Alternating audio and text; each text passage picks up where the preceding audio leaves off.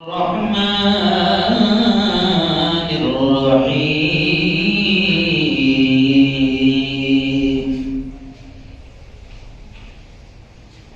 وقرن في بيوتكن ولا تبرجن تبرج الجاهلية الأولى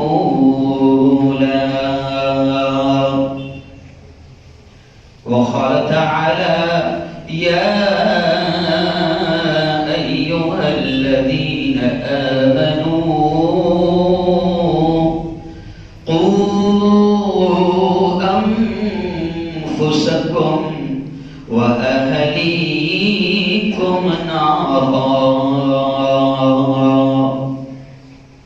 وقال رسول الله صلى الله عليه وسلم الحياء من الإيمان وقال صلى الله عليه وسلم إذا فاتك الحياء فاصنع ما شئت أو كما قال عليه الصلاة والتسليم.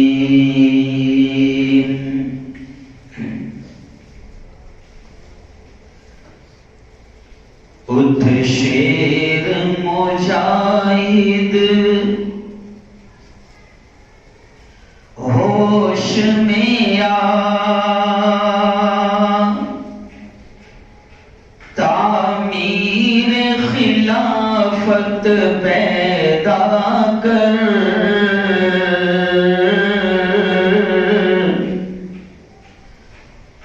اٹھ شیر مجاہد ہوش میں آ تعمیر خلافت پیدا کر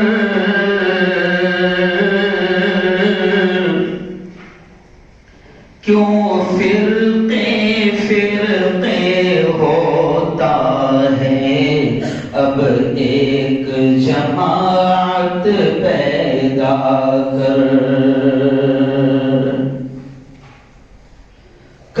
تو بھی ترقی دنیا میں اسباب تجارت پیدا کر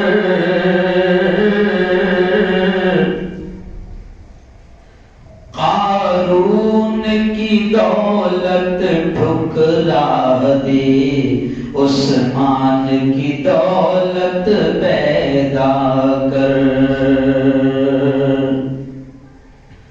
اسلام قدم جب بھرتا ہے پھر کفر سے کیوں تو ڈرتا ہے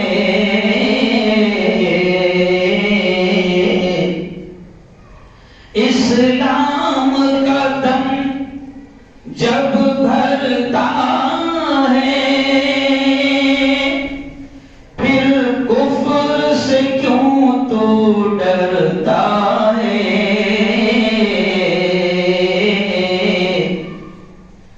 یا تو اسلام کا نام نہ لے یا شوق شہادت پیدا کر. صدق اللہ العظیم وصدق رسولہ النبی الکریم. بہت ہی قابل صد احترام بڑی تعداد میں میرے نوجوان دوستوں، بزرگوں اور ساتھیوں، ایک آدھا گھنٹے کا 35 منٹ کا وقت ہوتا ہے اور بڑے اہم ٹاپک آپ لوگ دے دیتے ہیں اور کہتے ہیں پوری کہانی اتنی دیر میں بولنا ہے. آج کا بڑا اہم عنوان جو برننگ ٹاپک ہے یا سلگتا ہوا موضوع ہے وہ ہے حجاب. پردہ، تعلیم اور تربیت۔ میں بات تو یہی سے شروع کروں گا، اور گزشتہ رات بھی تقریباً 1 گھنٹے کا میرا تفصیلی خطاب ہوا جس کو پوری دنیا میں سنا گیا۔ 30,000 کے قریب لوگ تو لائیو تھے،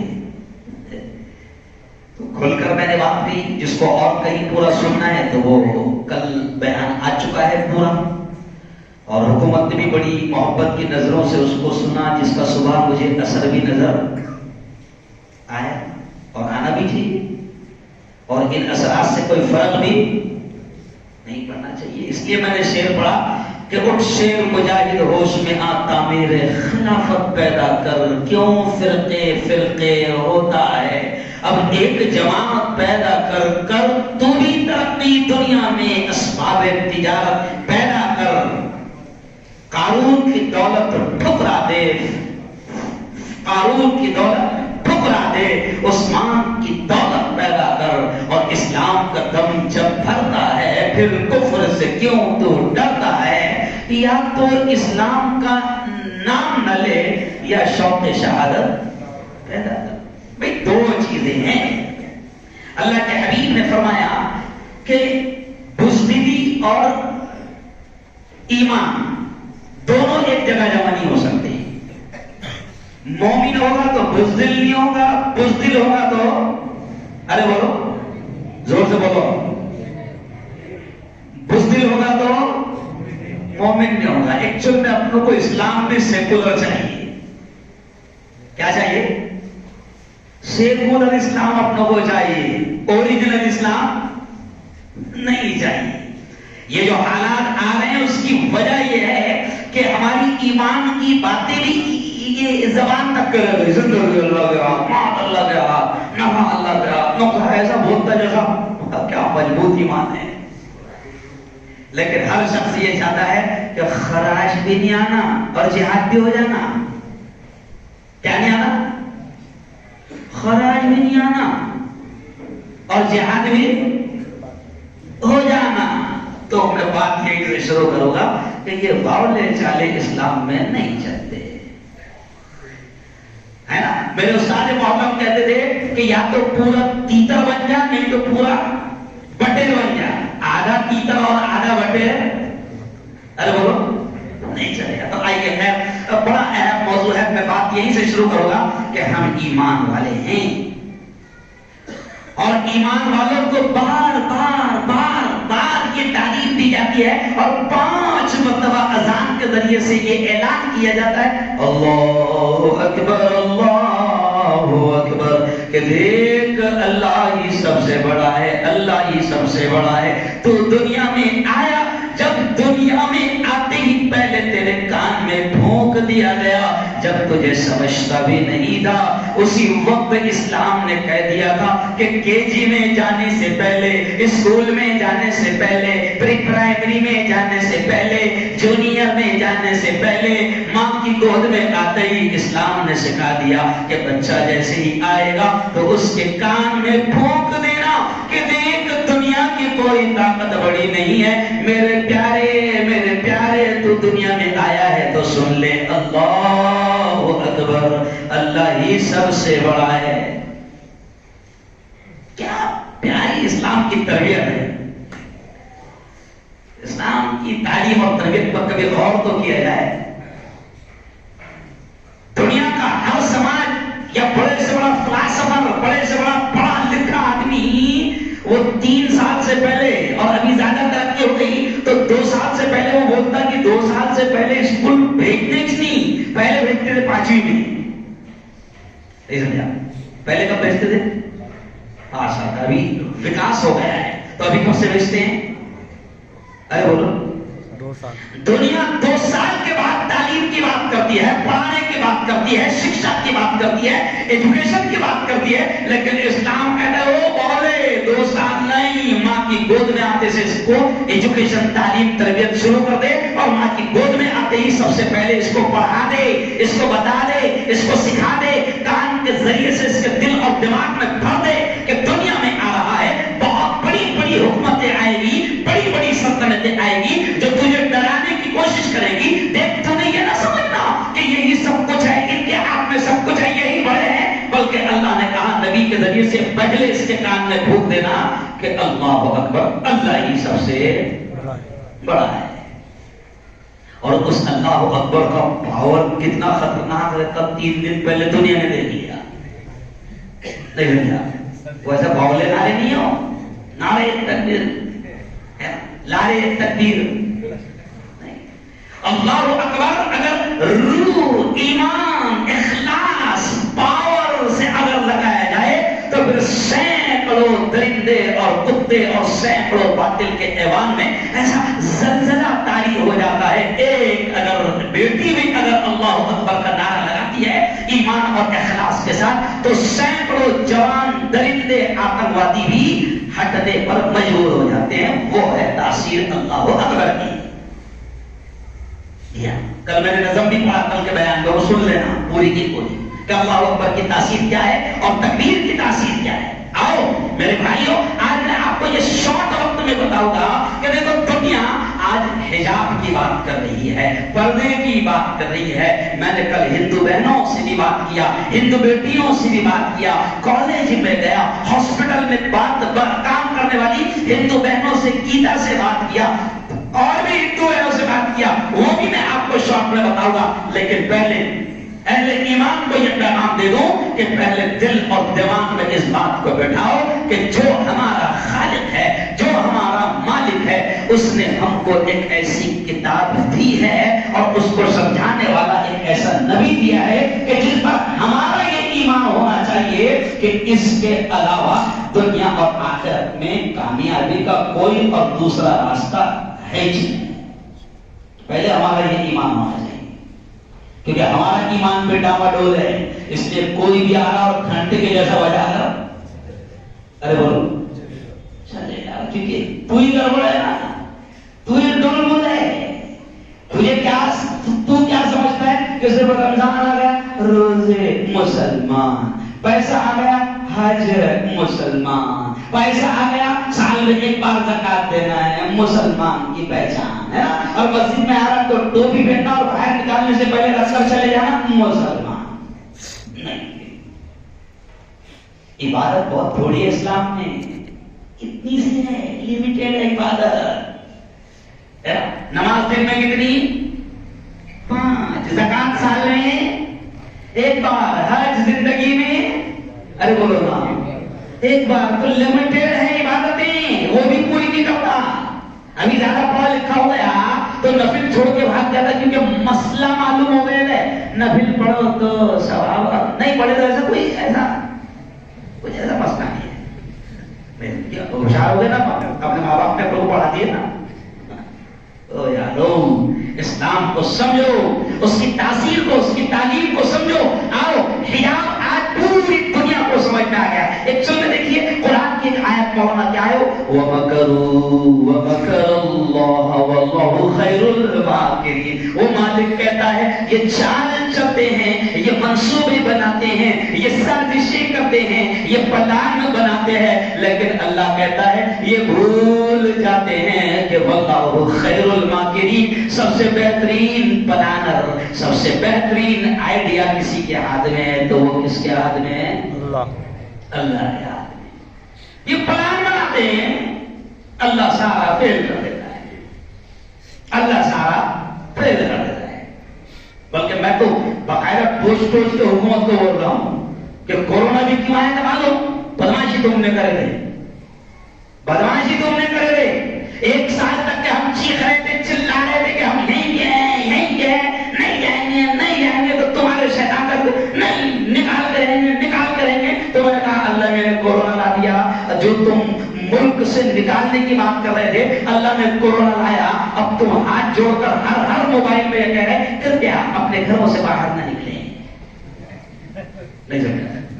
یہ سمجھا رہا ہوں میں آپ کو کہ یہ کیا جانے اللہ کے پلان، یہ کیا جانے اللہ کے منصوبے کہ جس ایمان والے کو تم ملک سے نکالنے کی بات کر رہے تھے اللہ نے چھوٹا سا نہ دکھنے والا وائرس بھیجا۔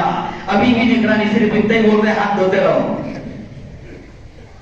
ابھی بھی دکھ رہا نہیں، سمجھا؟ صرف کیا بول رہے؟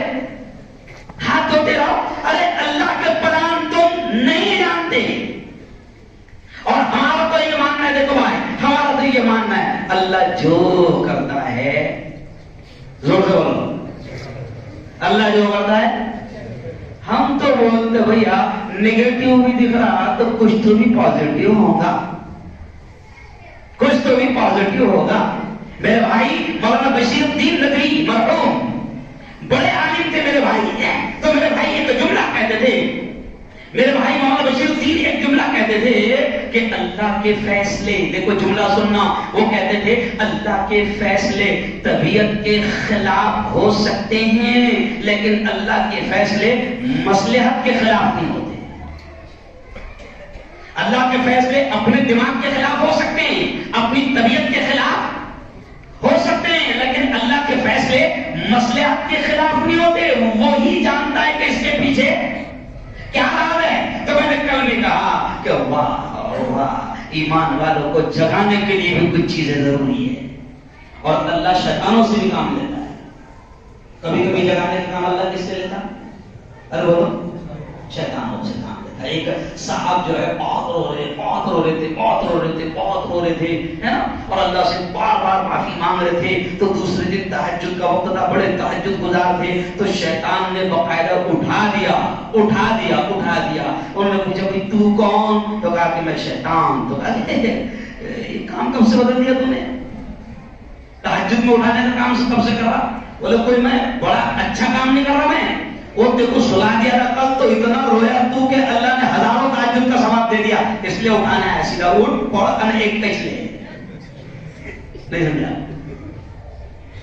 تو کبھی کبھی اللہ شیطانوں سے بھی ارے بولو بیدار کرنے کا، جگانے کا کام لیتا ہے. اللہ جگانے کا کام لیتا ہے. اور آج اللہ نے، میں نے تو کہا پائے ہم تو بھی پازیٹیو ہمیشہ اچھا ہی سوچتے ہیں. اللہ تعالیٰ نے شیطانوں سے کام لیا، اور قوم کی جو بیٹیاں اور قوم کے وہ لوگ جو اپنے آپ کو ماڈرن لبرل قسم کے لوگ رہتے، لبرل جو مولوی اللہ کی باتوں میں نہیں آ رہا ہے، تو ایسے کتنے لوگ ہیں نا، وہ جو پردے کو کچھ نہیں سمجھتے تھے اور ترقی میں آر سمجھتے تھے، تو اللہ نے بھگوادھاری گنڈوں اور شیطانوں کے ذریعے سے حجاب کی اہمیت کو سمجھا دیا.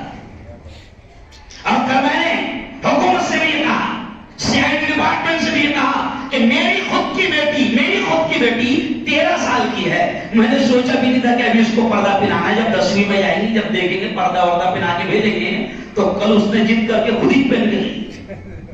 سمجھ گئے اشارہ سمجھ رہے ہیں؟ قوم کو ہم حجاب کے بارے میں سمجھاتے تھے، سمجھ میں نہیں آتا تھا. پردے کی اہمیت سمجھاتے تھے، سمجھ میں نہیں آتا تھا، کیونکہ ماں باپ کو بھی سمجھ میں نہیں آتا تھا. ماں باپ بھی آڑ بنے ہوئے تھے پردہ کرنے میں. آج قوم کی بیٹیوں کو اللہ نے شیطانوں کے ذریعے سے سمجھا دیا کہ میری بیٹیوں، تمہاری حفاظت اللہ نے اگر رکھی ہے تو وہ حجاب میں، پردے میں رکھی ہے. آج میں اس بڑے لکھے محلے میں یہ کہوں گا، یہ علاقہ جو ہے وہ تعلیم یافتہ لوگوں کا علاقہ ہے. یاد رکھو، ہم کتنے ہی ہوشیار بن جائے، دیوشانے بن جائے، لیکن اللہ کا حکم اگر ہمارے عقل میں نہیں آتا تو تیری عقل پر رو. اگر مفتی ہارون کو اللہ کا حکم سمجھ میں نہیں آ رہا تو مفتی ہارون نے سوچنا چاہیے کہ میں جنگلی ہے، میں جاہل ہے، لیکن اللہ کا یہ حکم ہے تو دیٹ از فائنل، اسی میں بدائی ہوگی، فائدہ اسی میں ہوگا.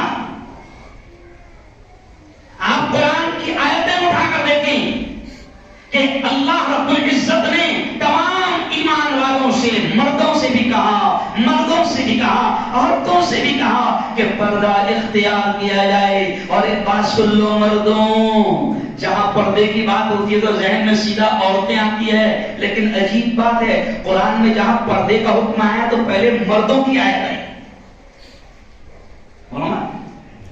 آئے گی پہلے مردوں کو. حالانکہ اپنے ذہن میں کیا تھا؟ پردے میں بات ہونے والی، اس کا مطلب بہنوں کو سمجھانے والے، بھائیوں کو سمجھانے والے. کس کو سمجھانے والے؟ قرآن میں جہاں پردے کا آرڈر آیا ہے تو سیکنڈ اسٹیپ پر عورتوں کو آیا ہے، فرسٹ اسٹیپ پر مردوں کو آیا ہے. اور اللہ نے حکم دیا ہے کہ اے محمد ایمان والے مردوں سے کہہ دو کہ وہ اپنی نگاہوں کو نیچی رکھیں. تو پہلے پردے کا حکم کس کو ہے؟ اپنے کو ہے. اور نبی نے کہا تھا دیکھو جملہ ایسے کی بندہ باتیں ذہن میں ڈالتا ہے کہ تھکے ہوئے رہتے ہیں، کوئی سوچ ساچ کے نہیں آتے، 2.5 گھنٹہ بول کے آ رہا میں، ایسا نہیں کہ ابھی یہی آ کے بول رہا 2.5 گھنٹے سے بول کے آ رہا ہے، ایسے بیٹھنے سے پہلے سے چکر جیسے لگ رہے تھے، لیکن پھر کہتے ہیں نا کہ جب اس کو کام لینا ہے تو وہ خود ہی طاقت بھی دے دیتا ہے۔ تو کتنا پیارا الفاظ نبی نے کہا، ایاکم والطرق، مردوں سے کہا، ایاکم والطرق، راستوں پر بیٹھنے سے بچو، اور کہا مردوں سے اپنی نگاہوں کو نیچے رکھو۔ اب راستوں پر بیٹھ جائیں گے، پھر عورتیں وہاں سے دوا کھانے میں جائے گی، کرانہ لینے جائے گی، بازار میں جائے گی، بچوں کو چھوڑے جائے گی، ٹیوشن کے لیے بچوں کو لے جائے گی۔ تم جب راستوں پر دونوں طرف سے بیٹھے رہو گے تو اللہ نے پہلے مردوں کو حکم دیا کہ تم اپنی نگاہوں کی حفاظت کرو، اور نبی نے کہا کہ راستوں پر بیٹھنے سے بچو، راستوں پر بیٹھنے سے بچو۔ اب راستے پر بیٹھے نا تو اتنا شریف تو ہے نہیں کہ تو ایسا بیٹھے گا، نہیں سمجھا؟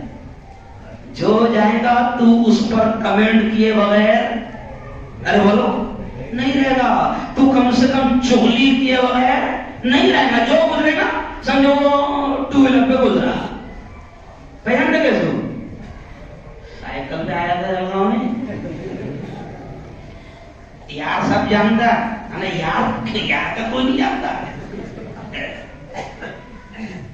اللہ نے پردے کا حکم پہلے مردوں کو دیا کہ اپنی نگاہوں کی حفاظت کی جائے، پھر دوسری آیت میں سیکنڈ اسٹیپ پر اللہ نے کہا، اے محمد، ایمان والی بیٹیوں سے، ایمان والی عورتوں سے، میری بندیوں سے کہہ دو کہ تم اپنی نگاہوں کی حفاظت کریں، اپنے بدن کی حفاظت کریں، اپنی عزت کی حفاظت کریں۔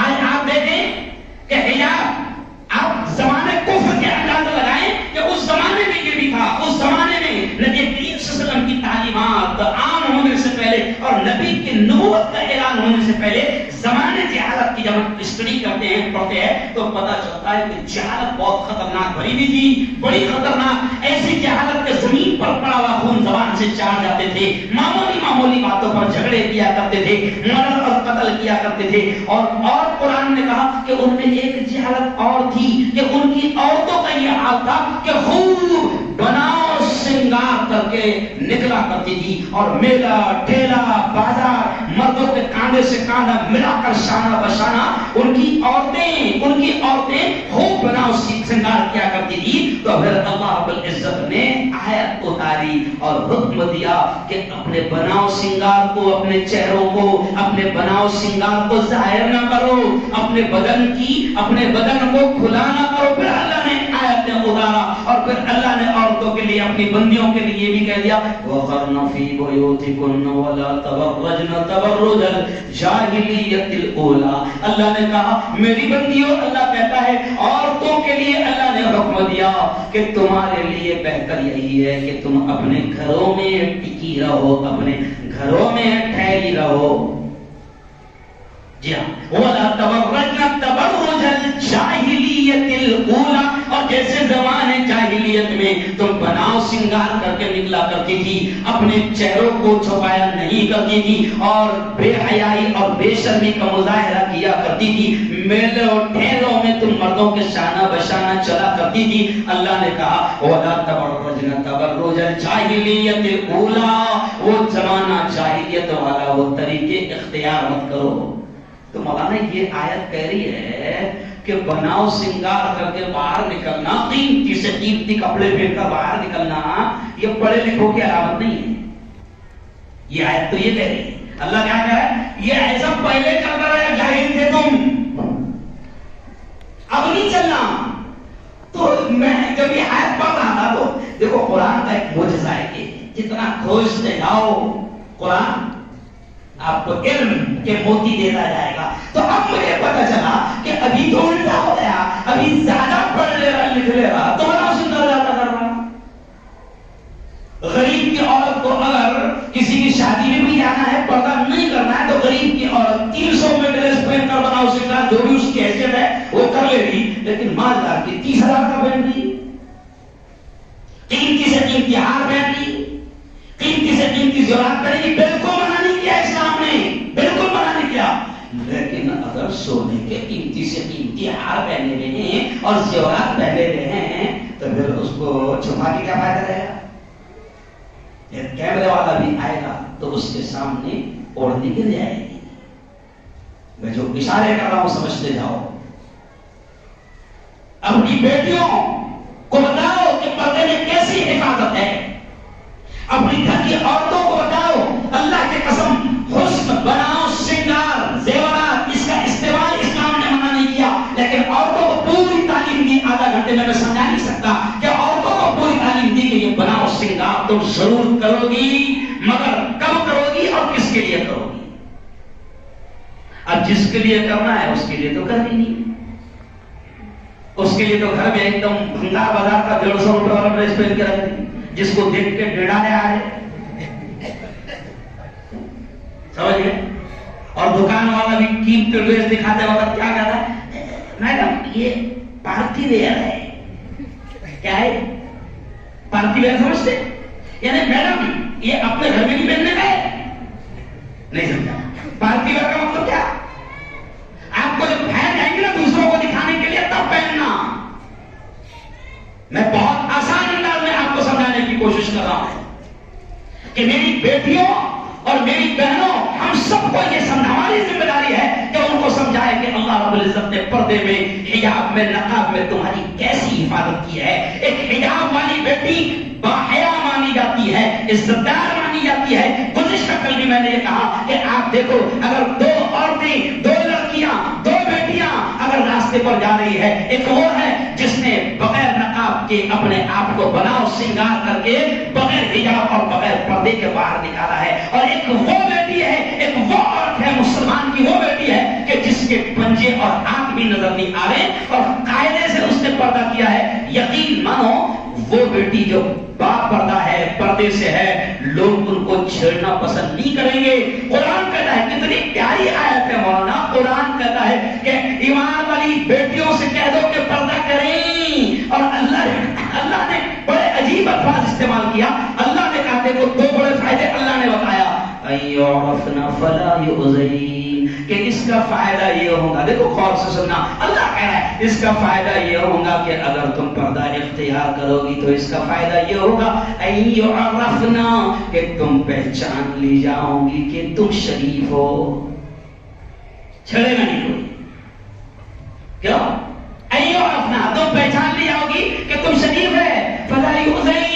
फिर तुम पर कमेंट नहीं किए जाएंगे, सीटी नहीं मारी जाएगी, तुम्हारी इज्जत उछाली नहीं जाएगी, तुम्हारी इज्जत महफूज रहेगी। आज से 3 साल पहले जब मुल्क में बलात्कार का मुद्दा उठा था तो आपको मैं समझाने के लिए बोल रहा हूं कि एक हिंदू लीडर ने जो कट्टरवादी है, मुसलमानों का दुश्मन है, उसने पार्लियामेंट में टेबल ठोक कर यह कहा था कि अगर मुल्क से बलात्कार, रेप को अगर खत्म करना है तो इस्लाम के कानून को लाओ। किसको लाओ? और हिंदू बड़ी बड़ी औरतों ने यह कहा था, हिंदू बेटियों से, हिंदू बड़ी बड़ी औरतों ने यह कहा था कि हम बेटियों से ये कहते हैं, हम औरतों से ये कहते हैं, हम महिलाओं से ये कहते हैं कि अगर बाहर निकलते हैं तो अपने बदन को छुपा कर निकले।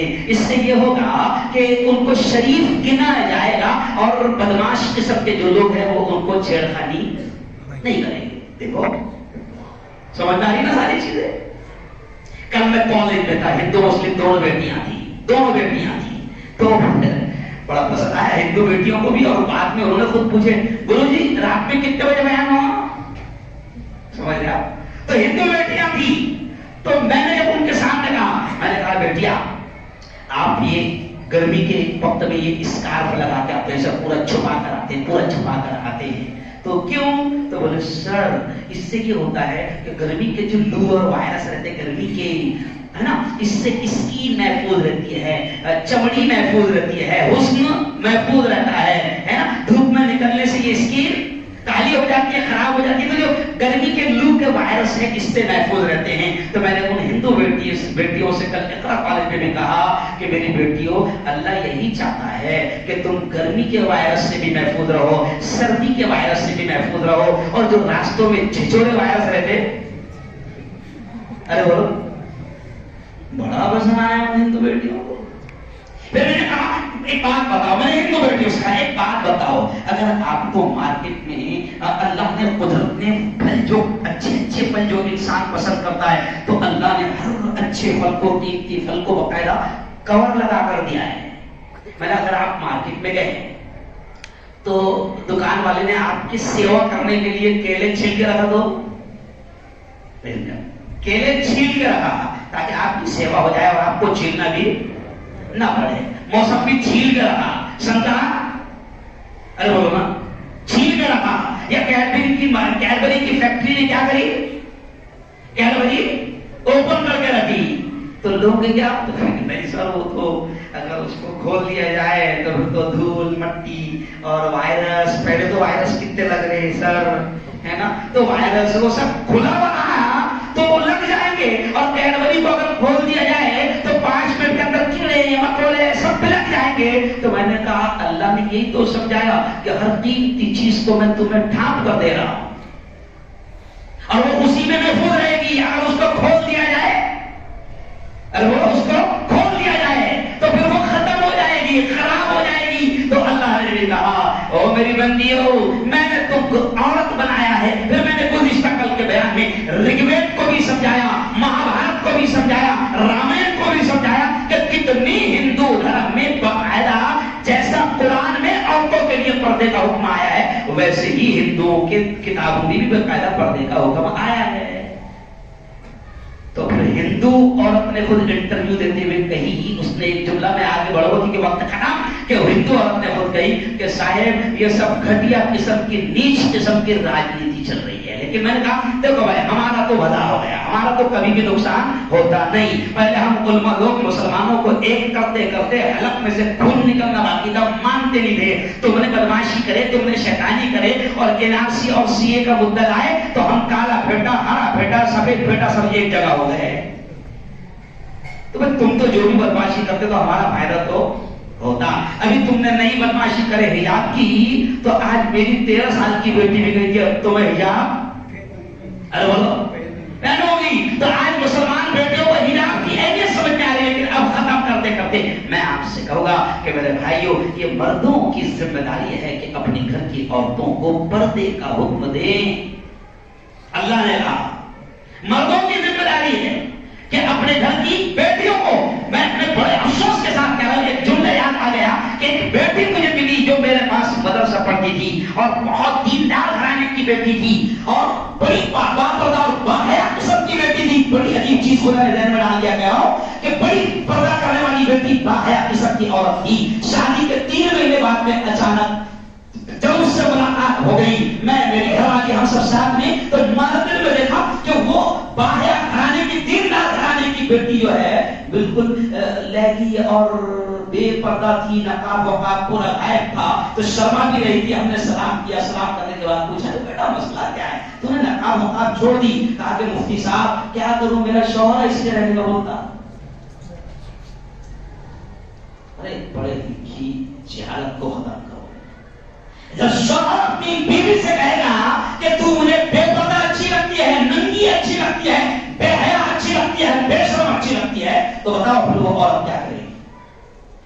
مرد کی ذمہ داری ہے کہ وہ اپنی بیوی کو، اپنی بیٹی کو، اپنی ماں کو، اپنی بہن کو وہ پردے کا حکم دے، ان کو تعلیم دے. اسی لیے اکبر الہآبادی جو بڑے شاعر تھے، انہوں نے برسوں پہلے کہا تھا، جیسے مردوں کی ذمہ داری، تو انہوں نے برسوں پہلے کہا تھا کہ بے پردہ نظر آئیں جو چند بیویاں، چند عورتیں بے پردہ جب مجھے دکھی تو اکبر کہتے ہیں کہ بے پردہ نظر آئیں جو چند بیویاں، اکبر زمین غیرت قومی سے گل گیا. یعنی اکبر کہتے ہیں کہ میں مارے شرم کے مسلمان عورتوں کو جب میں نے بے پردہ دیکھا تو میں شرم کے مارے زمین میں گل گیا. بے پردہ نظر آئی جو چند بیویاں، اکبر زمین میں غیرت قومی سے گل گیا. پوچھا، اکبر کہتے ہیں پوچھا جو ان سے آپ کا پردہ کدھر گیا؟ کہنے لگی وہ عورتیں، کہنے لگی وہ عقل پہ مردوں کی پڑ گیا. یعنی اکبر کہتے ہیں کہ وہ عورتوں نے مجھے جواب دیا کہ ہمارا پردہ ہمارے گھر کے مردوں کی عقل پہ پڑ گیا، اس لیے ہم نے پردہ ہے. تو اپنی عقلوں کے پردے کو ہٹاؤ.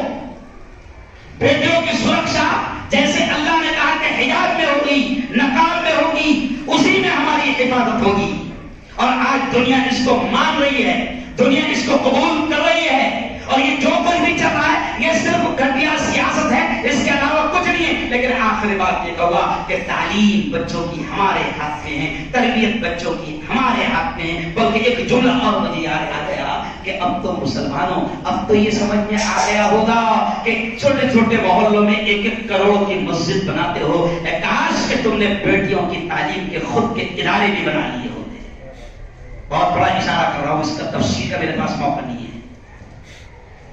میں علماء سے بھی کہہ رہا ہوں، کل میں نے ہمارے علماء سے بھی کہا، پورے ہندوستان کے علماء سے، کہ جہاں مسجد بنانے کی فضیلت بتاتے ہو وہیں پر اب اپنی بیٹیوں کی تعلیم کا انتظام ہم خود کر سکیں، تاکہ ہم کو غیروں کا محتاج نہ رہنا پڑے کہ وہ غیر ہم کو یہ کہنا نہیں ہماری اسکول میں ایسا ڈریس کوڈ ہے، ایسا ہی یونیفارم ہے، ایسا ہی آنا پڑے گا۔ ارے وہ غیروں کے محتاج کیوں رہتے ہو؟ جیسے مسجدوں میں چھوٹے چھوٹے محلوں میں 1-1 2-2 کروڑ کی مسجدیں بنا رہے ہو، ایسے ہی مسلمانوں آج تم کو یہ جگا رہے ہیں، بیدار کر رہے ہیں کہ جاگو اٹھو۔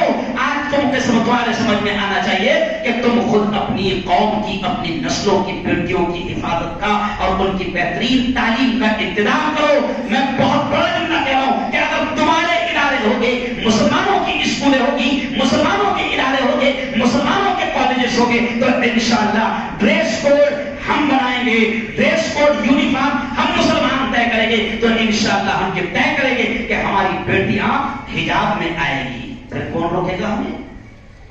لیکن جب ان کے محتاج ہے تو پھر وہ اسکرٹ پر بلا رہے ہیں، تو تم خود چھوڑ کر آ رہے ہو اسکرٹ پہنا کر۔ پھر وہ 15 اگست اور 26 جنوری میں کلچرل پروگرام کے نام پر تمہاری بیٹیوں کو ڈانس کروا رہے ہیں، تو مجبور ہو، کچھ نہیں کر سکتے۔ میں بہت بڑا اشارہ کرتا ہوں، اس لیے آج کا عنوان کہ تعلیم تربیت یہ سب ہمارے ہاتھ میں، اس لیے وہ آیت سنا کر بات سمیٹوں گا کہ اللہ نے خود کہا یا ایھا الذین آمنوا قوا انفسکم واہلیکم نارا۔ اللہ بڑے پیار سے کہتا ہے اے ایمان والو، اے ایمان والو، بچاؤ اپنے آپ کو اور اپنے گھر بار والوں کو جہنم کی آگ سے۔ یہی تو ہے جہنم کی آگ سے، خود کو بھی بچاؤ، خود کو بھی بچاؤ جہنم کی آگ سے، اور اپنی نسلیں، ہماری بیٹیاں، ہمارے بیٹے، ہماری بیوی، ہمارا پریوار، ہمارا خاندان، ہمارا گھرانہ، میری بیٹیاں کیسے بچائیں، میری بہنیں کیسے بچائیں، میری مائیں کیسے بچائیں، میری خالہ، میری پھوپھو کیسے بچائیں، میری اولاد، میری نسل کیسے بچائے۔ اللہ کہتا ہے اپنی نسلوں کو بچانے کا انتظام کرو، اور آج اللہ موقع دے رہا ہے۔ مسجدوں کا انتظام کرتے ہو، ویسے ہی اپنے تعلیمی اداروں کا انتظام کرو۔ اور یارو آخری بات کہوں گا کہ دیکھو اب حالات ایسے بن رہے ہیں، ہے نا، اب حالات ایسے بن رہے ہیں کہ اب بھی اگر ہوش کے ناخن نہ لیں اور اب بھی اگر انتشار اور اختلاف، ہے نا، نہ چھوڑیں، تو پھر اس سے زیادہ برے دن آئیں گے۔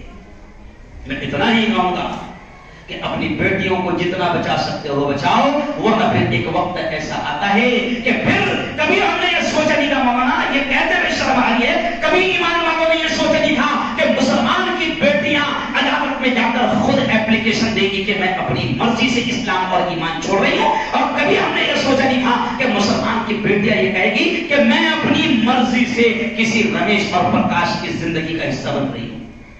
آج وہ دن بھی ہم کو دیکھنے مل رہا ہے، اور ایسے ماحول میں بھی اگر ہم بے خبر رہیں تو ہم سے زیادہ نادان اور بے وقوف اور جاہل کوئی نہیں ہو سکتا ہے۔ ہم اپنے آپ کو دنیا کی 10 کتابیں اور 2-4 ڈگریاں لے کر پڑھے لکھے سمجھ سکتے ہیں، لیکن حقیقت میں ہم سے بڑا جاہل کوئی نہیں ہو سکتا ہے۔ اس لیے ہمیں بہت کچھ سوچنا پڑے گا۔ انشاءاللہ پھر آؤں گا میں، کون سبھی معراج شاید دیا ہوں آپ لوگوں کو، تو جب میں آؤں گا، جب 1.5-2 گھنٹے کا بیان ہوتا ہے تو بہت ساری چیزیں کہوں گا، لیکن آج آپ سے اپیل کر رہا ہوں کہ اپنے مدارس کا، اپنی اسکولوں کا، اپنے کالجوں کا انتظام کرو، اور یہ بھی کہوں گا کہ یہ جو مسجدیں ہیں نا، ابھی آگے چل کے یہ سب ٹارگٹ کرنے کی کوششیں ہوگی، لیکن اللہ کا شکر ہے مسجد کس کا گھر ہے؟ زور سے بولو، اللہ ہی ہر طرح سے حفاظت کرے گا۔ لیکن مساجد کے ذمہ داروں کو بھی ہم پورے ہندوستان میں، کیونکہ میں سب جگہ جا رہا ہوں تو پورے ہندوستان میں یہ کہہ رہا ہوں کہ جو کچھ بھی اپنی اپوائنٹمنٹس وغیرہ رہتے ہیں وہ ہر طرح سے کلیئر رکھو، ہر طرح سے کلیئر رکھو. اور آج مسلمانوں میں آپ سے کہہ رہا ہوں کہ دیکھو یہ مسجدیں جو ہے نا، یہ مسجدیں جو ہے یہ گورنمنٹ کی خیرات اور بھیک پر نہیں چلتی ہے.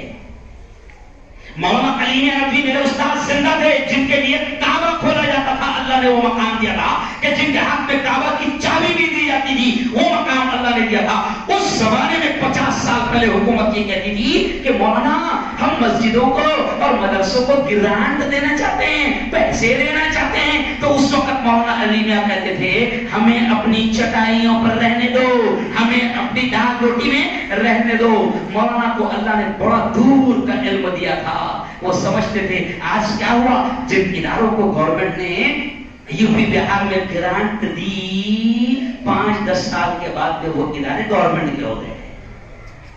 میں بہت بڑا اشارہ کر رہا ہوں. تو یہ مسجدوں کی حفاظت کرو، ان مسجدوں کو سمجھو. میں آج آپ سے میں دل سے آپ سے اپیل کر رہا ہوں، ہر جگہ یہ اپیل کر رہا ہوں کہ مسجدوں کے اخراجات، مسجدوں کے اخراجات کا پورا خیال رکھو. ایک امام، ایک مؤذن، مسجد کا خادم، ان کا پورا خیال رکھو. اور جیسے آج ایک ABCD پڑھانے والا، A for ایپل پڑھانے والا 20-25-30 ہزار پیمنٹ لے رہا ہے، تو ہم کبھی کیوں یہ نہیں سوچتے کہ ہمارے امام کو کبھی ہم بہتر انتظام کریں اور اللہ کے گھر کا ہم بہتر انتظام کریں. آج میں آپ سے کوئی چندہ کرنے کی بات نہیں کر رہا ہوں، لیکن آپ کو فکر دلا کے جا رہا ہوں کہ ہر آدمی مسجد میں پابندی سے ہر مہینے دیں، جتنی اس کی طاقت ہے دیں، تاکہ مسجد کے کاروبار آرام اور سکون سے چلے اور ہمارے مسجد کے خادم بھی خوش رہے. ہر آدمی نہیں، مجھے نہیں معلوم آپ کے یہاں کا کیا ہے، کوئی 500 دیتا ہوں گا، کوئی 1000 دیتا ہوں گا مہینے کا، لیکن پابندی سے دیں. اور جب نہیں دیتے ہوں گے، آج میں آپ سے اپیل کر رہا ہوں کہ دینے کی عادت ڈالو، دینے کی عادت ڈالو، دینے کی عادت ڈالو. سخاوت ایمان کا اور اسلام کا حصہ ہے، دینے کی عادت ڈالو. اچھا ایک بات میں آپ سے پوچھتا ہوں کہ کون کون پابندی سے دیتا ہے، اس مسجد کو مدد کرتا ہے؟ تھوڑا سا ہاتھ اٹھا کے بتا دو.